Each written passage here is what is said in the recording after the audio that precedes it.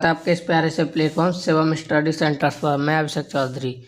आज हम बात करेंगे कक्षा 10th के चैप्टर नंबर 2 अम्ल क्षारक तथा लवण की, जिसका लेक्चर नंबर 7 है। तो आइए देखते हैं। नेक्स्ट टॉपिक हमारा ब्रंजक चूर्ण। ब्रंजक चूर्ण को कैल्शियम ऑक्सीक्लोराइड के नाम से भी जाना जाता है। कैल्शियम ऑक्सीक्लोराइड के नाम से भी जाना जाता है। इसका रासायनिक सूत्र होता है CaOCl2। हम जलीय सोडियम क्लोराइड लवण जल, जिसे हम लवण जल भी कहते हैं, सोडियम क्लोराइड को जलीय के विद्युत अपघटन द्वारा क्लोरीन का निर्माण करते हैं। जब शुष्क बुझे हुए चूने CaOH का वोल्टेज की क्रिया प्राप्त क्लोरीन गैस से कराई जाती है तो ब्लीचिंग पाउडर का निर्माण होता है। तो आइए इसकी रिएक्शन देख लेते हैं। CaOH2 की रिएक्शन हम क्लोरीन के साथ कराते हैं तो CaOCl2 प्लस H2O, तो इसका निर्माण होता है। तो इसे हम ब्रंजक चूर्ण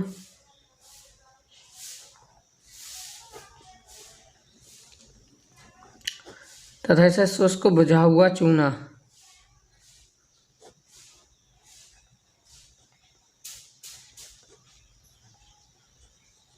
व चूना कहते हैं तथा ये है क्लोरीन, और ये आपको पता ही है ये होता है जल। तो तब हम CaOH2 शुष्क बुझे हुए चूने की क्लोरीन के साथ कराते हैं तो हमें ब्रंजक चूर्ण तथा प्राप्त होता है तथा उसके साथ जल भी मिलता है। तो आइए नेक्स्ट टॉपिक है ब्रंजक चूर्ण के भौतिक गुण। ब्रंजक चूर्ण के भौतिक गुण निम्नलिखित हैं। नंबर 1, ब्रंजक चूर्ण हल्के पीले रंग का होता है। इसके अंदर से क्लोरीन की गंध आती है। जो ब्रंजक चूर्ण होता है वो हल्के पीले रंग का होता है तथा उससे हमें क्लोरीन की गंध आती है। इसे जल में मिलाने पर निलंब अथवा दूधिया विलयन प्राप्त होता है। तो हम इसे जल के साथ मिलाते हैं या जल में मिलाते हैं तो हमें दूधिया विलयन भी प्राप्त होता है। तथा नेक्स्ट है हमारा ऊष्मा का प्रभाव। जो ब्रंजक चूर्ण के रासायनिक गुण थे उनमें नंबर 1 है हमारा ऊष्मा का प्रभाव। गर्म करने पर कैल्शियम क्लोराइड तथा ऑक्सीजन में अपघटित हो जाता है। जब हम इसे गर्म करते हैं तो यह कैल्शियम क्लोराइड तथा ऑक्सीजन में अपघटित हो जाता है। तो आइए देखते हैं किसकी रिएक्शन किस प्रकार है। CaOCl2 को तब हम गर्म करते हैं तो ये हमें कैल्शियम क्लोराइड CaCl2 तथा ऑक्सीजन में अपघटित हो जाता है। तो इसे हम संतुलित कर लेते हैं। क्लोरीन 2 यह है ऊष्मा का साइन। तो यह था हमारा नंबर 1 ऊष्मा का प्रभाव। तो नंबर 2 है गर्म जल के साथ क्रिया। जब हम ब्रंजक चूर्ण को जल में विलय कर गर्म करने पर क्लोरीन गैस निकलती है। तो जब हम ब्रंजक चूर्ण को गर्म करते हैं CaOCl2 को जल के साथ गर्म करते हैं तो हमारी रिएक्शन होती है कि CaOH twice plus chlorine gas इससे निकलती है। ब्रंजक चूर्ण को गर्म जल के साथ गर्म करते हैं तो हमें CaOH2 प्लस क्लोरीन गैस इससे अपघटित होती है। नंबर 3 है हमारा कार्बन डाइऑक्साइड तथा तनु अम्लों से क्रिया। जब कार्बन डाइऑक्साइड या तनु अम्लों की क्रिया ब्रंजक चूर्ण से कराने पर क्लोरीन गैस निकलती है, जिसे प्राप्यक क्लोरीन कहते हैं। तो नंबर 1 CaOCl2 की रिएक्शन कार्बन डाइऑक्साइड से कराने पर तो हमें प्राप्त होता है CaCl2 CO3 plus chlorine gas होती है तथा तनु अम्लों की क्रिया व्यंजक चूर्ण से कराने पर क्लोरीन गैस निकलती है। तो CaOCl2 प्लस H2SO4 जो कि हमारा तनु सल्फ्यूरिक अम्ल है। तो CaSO4 plus H2O plus Cl2, इससे भी हमारी क्लोरीन गैस ही निकलती है। तो ये नंबर 1 रिएक्शन थी। नंबर 2। तो आइए देखते हैं नंबर 4 व्यंजक क्रिया। ठंडे तथा तनु सल्फ्यूरिक अम्ल H2SO4 या तनु हाइड्रोक्लोरिक अम्ल HCl की अल्प मात्रा में व्यंजक चूर्ण की क्रिया द्वारा हाइपोक्लोरस अम्ल HOCl का निर्माण होता है, जो अपघटित होकर नवजात ऑक्सीजन देता है। तो CaOCl2 की रिएक्शन H2SO4 तनु सल्फ्यूरिक अम्ल से कराने पर, तो यहाँ पर हमें CaCl2 plus CaSO4 plus 2HOCl प्राप्त होता है, जिसे हम हाइपोक्लोरस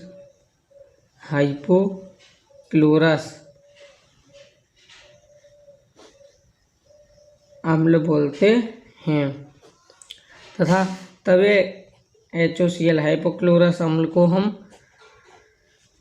HCl प्लस ऑक्सीजन में हो जाता है, उसमें देते हैं, गर्म करते हैं। नंबर 5 है हमारा ऑक्सीकारक। तो देखते हैं इसे।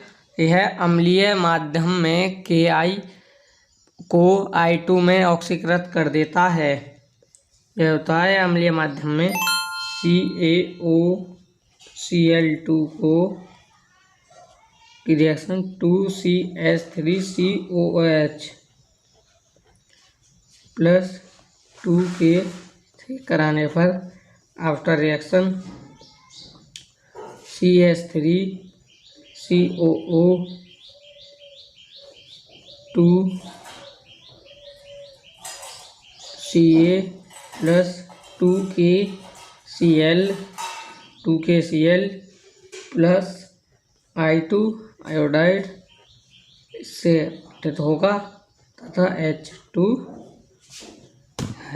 ये थी हमारी ऑक्सीकारक गुण की रिएक्शन तथा ये थे हमारे व्यंजक चूर्ण के रासायनिक गुण। नेक्स्ट टॉपिक है व्यंजक चूर्ण के उपयोग।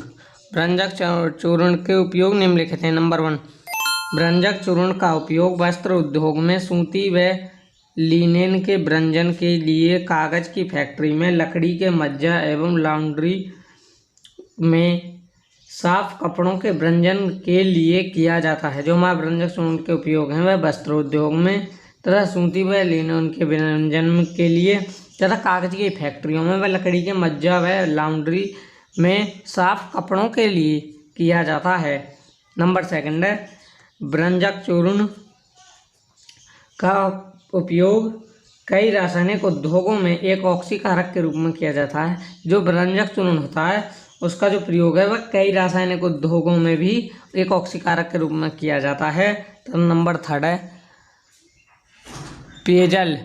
पेयजल को जीवाणुओं से मुक्त करने के लिए भी व्यंजक चूर्ण का प्रयोग किया जाता है। जो हमारा पेयजल पानी पीने योग्य जल जो होता है उसको जीवाणुओं से मुक्त करने के लिए भी व्यंजक चूर्ण का प्रयोग किया जाता है। तो उम्मीद करता हूँ आपको वीडियो अच्छी लगी होगी। तो वीडियो अच्छी लगी तो वीडियो को लाइक करें और चैनल को सब्सक्राइब करें और कमेंट करके बताएं आपको वीडियो कैसी लगी। जय हिंद, जय भारत। नेक्स्ट टॉपिक हमारा बेकिंग सोडा। बेकिंग सोडे को खाने के सोडे के नाम से भी जाना जाता है। इसका रासायनिक सूत्र NaHCO3 होता है तथा इसका प्रयोग साधारण रसोई घर में स्वादिष्ट पकौड़ी, खस्ता आदि बनाने में किया जाता है। इसे हाइड्रोजन कार्बोनेट के नाम से भी जाना जाता है। हम सोडियम हाइड्रोजन कार्बोनेट भी कहते हैं। इसको बनाने के लिए सोडियम कार्बोनेट Na2CO3 के संतृप्त जलीय विलयन में कार्बन डाइऑक्साइड CO2 गैस प्रवाहित करते हैं तो आइए देखते हैं इसकी जो समीकरण है इसका निर्माण किस प्रकार होता है। तो ये होता है हमारा NaHCO3 after reaction Na2CO3 sodium carbonate plus CO2 plus H2O plus sodium संतुलित कर लेते हैं। ये इस प्रकार इसका निर्माण होता है। तो बेकिंग सोडा के भौतिक जो गुण हैं आइए उन्हें देखते हैं। तो बेकिंग सोडा के भौतिक गुण निम्नलिखित हैं। नंबर 1, यह सफ़ेद क्रिस्टलीय पदार्थ है जो जल में अल्प विलेय होता है। नंबर 2, इसका जलीय विलयन क्षारीय होता है तथा लाल लिटमस पत्र को नीला कर देता है। ये 2 इसके भौतिक गुण थे। तो नेक्स्ट है हमारा बेकिंग सोडा के रासायनिक गुण। बेकिंग सोडा के रासायनिक गुण निम्नलिखित हैं। तो नंबर 1 है हमारा ऊष्मा का प्रभाव। 100 डिग्री सेल्सियस से अधिक ताप पर यह सोडियम कार्बोनेट Na2CO3 में परिवर्तित हो जाता है। जो 100 डिग्री सेल्सियस से ऊपर जो हमारा तापमान है यह सोडियम कार्बोनेट में परिवर्तित हो जाएगा। तो आइए देखते हैं इसकी रिएक्शन। 2NaHCO3 जब इसे हम 100 डिग्री सेल्सियस पर करते हैं तो के Na2CO3 CO2 तथा H2O इसमें से CO2 गैस होती है, गठित हो जाती है। तो ये था नंबर 1 हमारा ऊष्मा का प्रभाव। अब देखते हैं हम नंबर 2 अम्लों से क्रिया। अम्लों से क्रिया करके यह लवण तथा कार्बन डाइऑक्साइड का निर्माण करता है। जब यह अम्लों से क्रिया करता है तो यह लवण तथा कार्बन डाइऑक्साइड, तो इसकी रिएक्शन है 2NaHCO3 सोडियम हाइड्रोजन कार्बोनेट तथा H2SO4 अम्लों से, जो कि सल्फ्यूरिक अम्ल है। तो इसकी रिएक्शन जब इससे कराएंगे हम तो ये बनेगा हमारा Na2SO4 सोडियम सल्फेट तथा H2O तथा जो हमारी CO2 गैस है वह इससे गठित होगी। नंबर 3 है धातु लवणों से क्रिया। विभिन्न प्रकार के धातु लवणों जैसे जिंक, मैग्नीशियम, लेड, जैसे सीसा भी बोलते हैं, आदि से क्रिया करके यह कार्बोनेट बनाता है। नंबर 4 है जल अपघटन।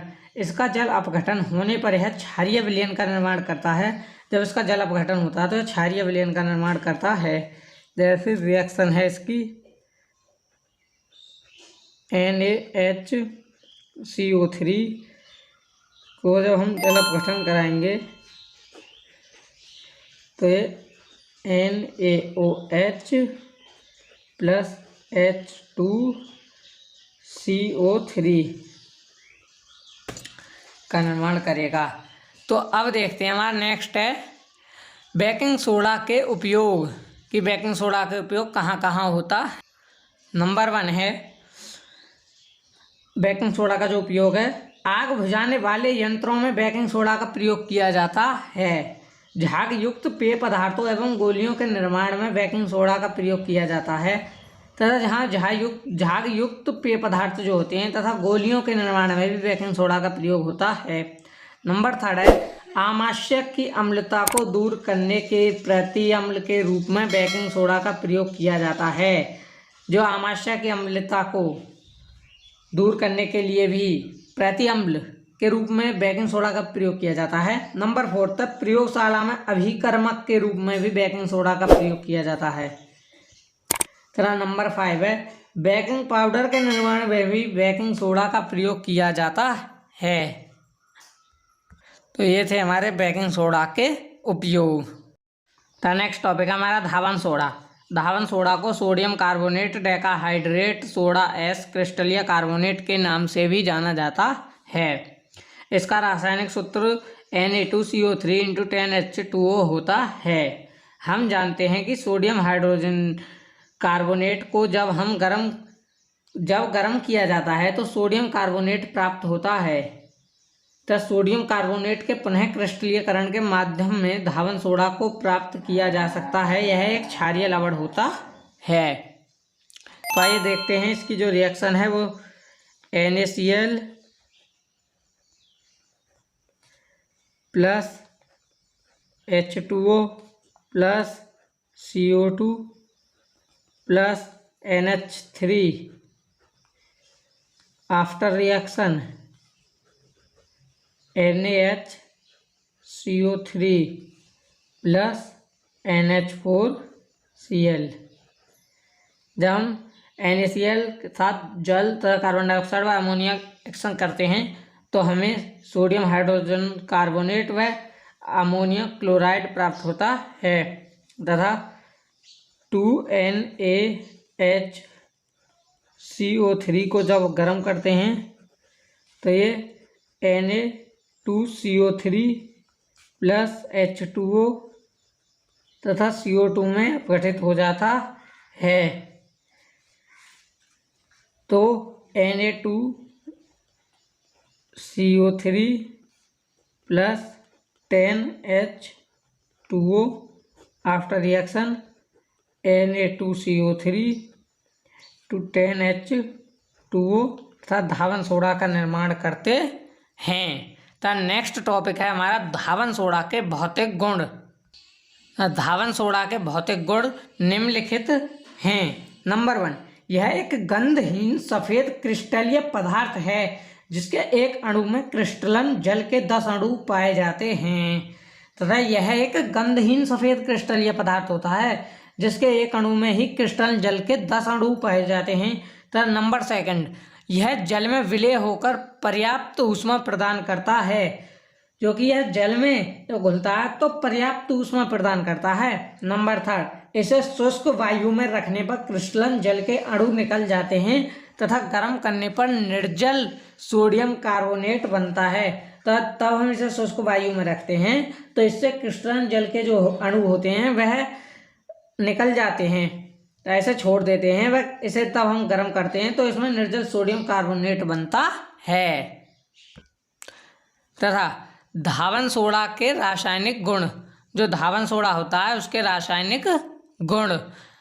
धावन सोडा के रासायनिक गुण निम्नलिखित हैं। नंबर 1, ऊष्मा का प्रभाव। धावन सोडा को गर्म करने पर यह क्रिस्टलीकृत जल के सभी अणु खो देता है तथा निर्जलीय बना देता है। तब हम धावन सोडा को गर्म करते हैं तो यह क्रिस्टलीय जल जो अणु उपस्थित थे इसमें वह उन्हें खो देता है तथा निर्जलीय बना देता है। तो इसकी रिएक्शन है Na2CO3 × 10H2O को तब हम गर्म करते हैं तो यह Na2CO3 प्लस 10H2O। तथा नंबर 2, अम्लों से क्रिया। जब धावन सोडा किसी अम्ल से क्रिया करता है तो लवण तथा जल का निर्माण करता है एवं इसमें कार्बन डाइऑक्साइड भी गैस मुक्त होती है। तो हमारा जो धावन सोडा है किसी अम्ल के साथ तब हम इसकी रिएक्शन करवाएंगे तो यह उस रिएक्शन को करेगा, लवण तथा जल का निर्माण करेगा तथा इससे कार्बन डाइऑक्साइड गैस भी मुक्त होगी। तो इसकी रिएक्शन देखते हैं।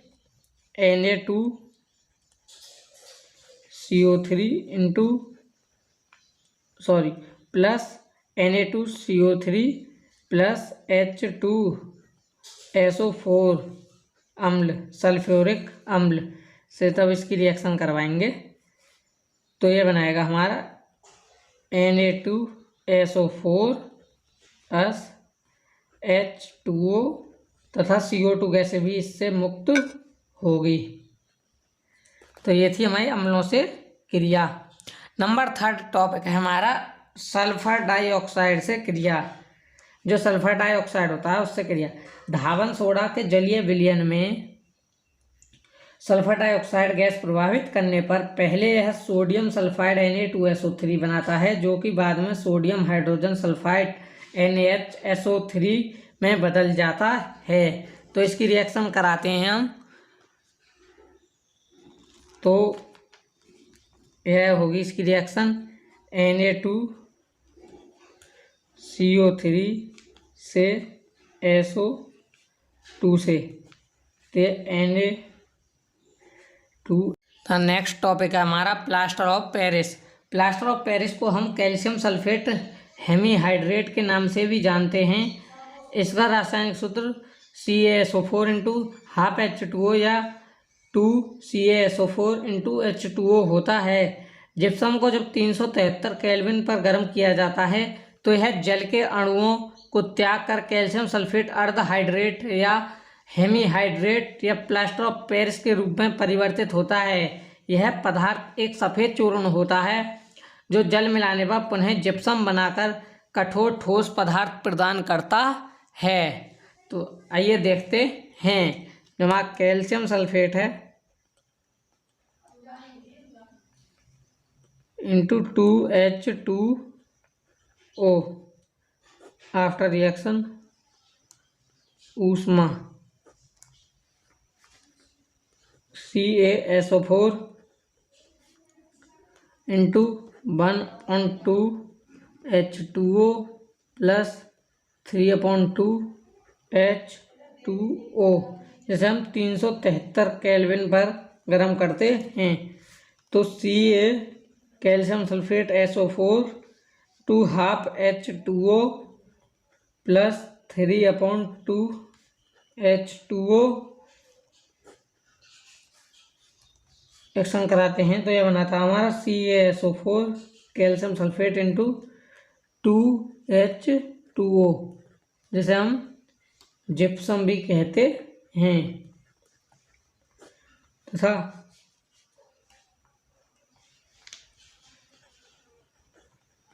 इसे भी जिप्सम बोलते हैं।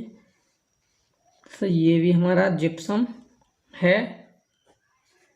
वह इसे plaster of Paris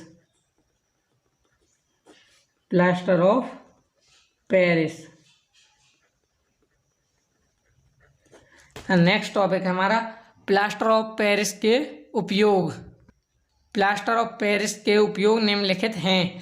number 1, plaster of Paris का उपयोग डॉक्टर टूटी हुई हड्डियों को सही जगह पर स्थिर रखने के लिए करते हैं। तो हमारा टूट जाता है, कोई हड्डी टूट जाती है तो जो प्लास्टर हमारे पे चढ़ता है उसे ही हम प्लास्टर ऑफ पेरिस कहते हैं। तथा नंबर 2, इसका उपयोग खिलौने बनाने तथा घरों में सजावट का सामान बनाने में भी किया जाता है। तथा नंबर 3, इसका उपयोग सतह को चिकना करने के लिए भी किया जाता है। तो ये थे हमारा प्लास्टर ऑफ पेरिस तथा उसके उपयोग। तो उम्मीद करता हूँ आपको वीडियो अच्छी लगी होगी। तो वीडियो अच्छी लगी तो वीडियो को लाइक करें व चैनल को सब्सक्राइब करें और कमेंट करके बताएं आपको वीडियो कैसी लगी। जय हिंद, जय भारत।